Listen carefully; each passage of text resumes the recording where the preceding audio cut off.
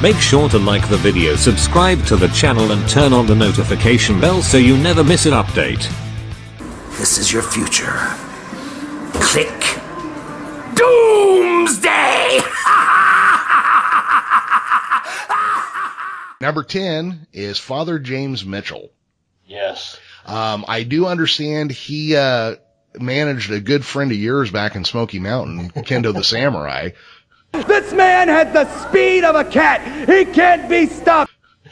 Yeah, I don't know anything about that.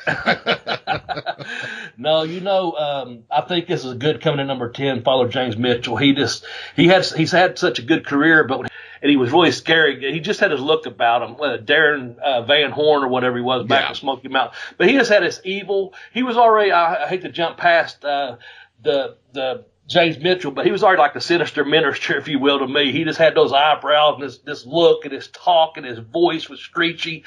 Because he just had that whole dark side that Kevin Sullivan was sort of all about, and Kevin sort of made famous. But his was really unique and sort of vampirist. Yeah, he managed Kendo, and he also managed a damn 3,000-year-old mummy. So that might make a list in the future. We'll see about that. Yeah. But as a manager, man, James Mitchell, what a character. He really got over and got a good run down there in WCW, and I guess a couple other places. What, ECW? Well, ECW is where he really took off. Okay. He's kind of interesting that, he was a fan of comic book villains, so he adopted his look based on a lot of stuff seen in comic books, like his eyebrows. Yeah, I like that. Yeah, nice. Well, he got that from when the Punisher was a villain introduced in Spider-Man originally. So that's where he got the idea of curling up his eyebrows. His beard was grown out to look a little bit like the Green Arrow, but also just to look like the stereotypical version of the devil. Yeah. And he got his cackling laugh from Cesar Romero's Joker on the 1966 Batman TV series. Oh, how delicious it is! I mean, he's a guy that you can actually see as a character actor. I think that he was talented. I'm glad he got over because he's a pretty good dude too. Well, yeah, and he was always good to me. Yeah, and when he was in ECW, like I said, that's where he really caught on. But he's been on TNA and some other things.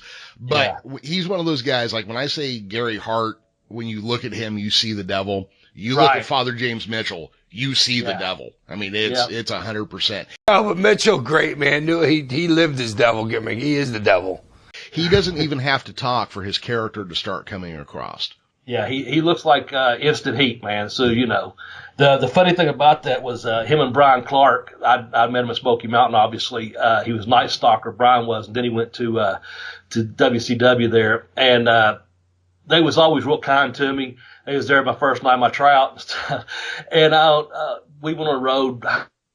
I went like 10 days in a row to Orlando or something for some TV tapings. And about the first 3 days, we always just like the first couple of there, and we shook hands. And he was like, "Are we going to fucking do this every time we see you, Bobby, or what? You're here." So it was one of them things. Always good to me. And that's nice to know. But like you said, man, that look, that character, instant fucking heat just looking at the guy.